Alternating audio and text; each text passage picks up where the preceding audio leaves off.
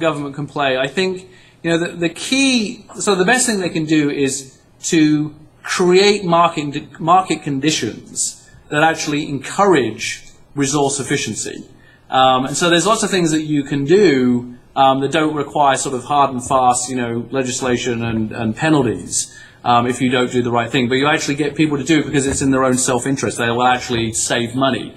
A classic case is, when do you use power?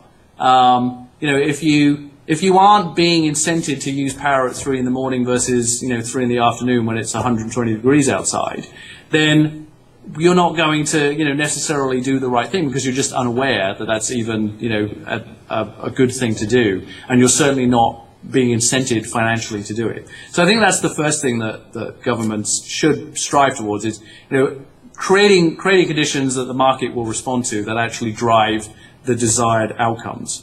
The second thing is actually helping standardize on measures and metrics. And so, we've done a lot of work, in the green grid with the metrical PUE, which I mentioned earlier, and having that as a standardized mechanism where people can report their efficiency and sort of compete with each other in terms of who's got a more efficient data center. The EPA is doing a good job of allowing people to publish their PUE results. So that's I think helping with standards. I mean, certainly there's enforcement. I think the e-waste issue sort of becomes critical. You do need in a lot of scenarios a watchdog to help oversee what's going on, because sometimes the market mechanisms just aren't there.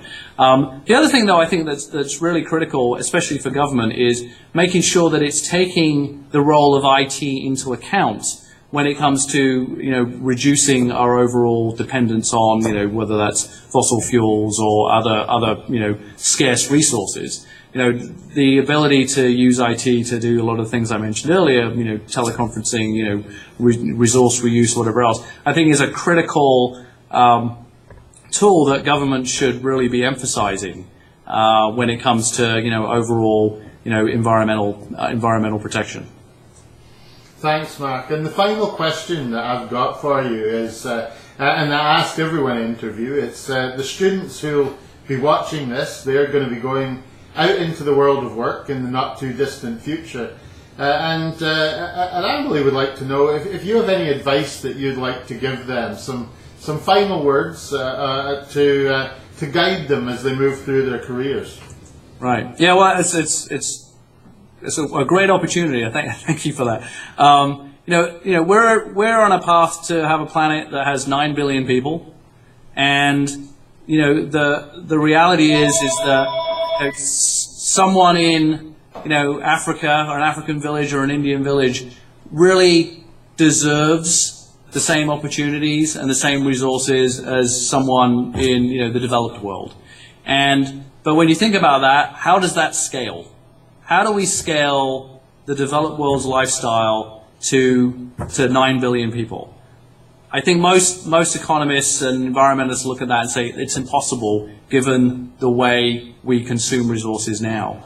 And so, looking at how we can transform the way we live so we become less of an ownership society, more of a use society. I just want more of a service society. I want to consume things as a service, so I don't need to own them. Looking at new business models, looking at new technologies that help improve the resource efficiency of everything around us. I think it's going to be the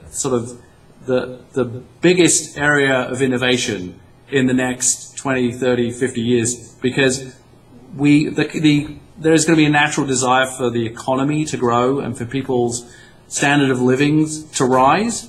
And if we don't address resource shortages, we're going to be in a world of hurt. People are going to be very disgruntled, and beware of marauding hordes. Good thoughts, Mark, and thanks very much for your time today. This will be very helpful for our students and better prepare them when they move into the world of work. Exactly. Yeah, lots of opportunities out there.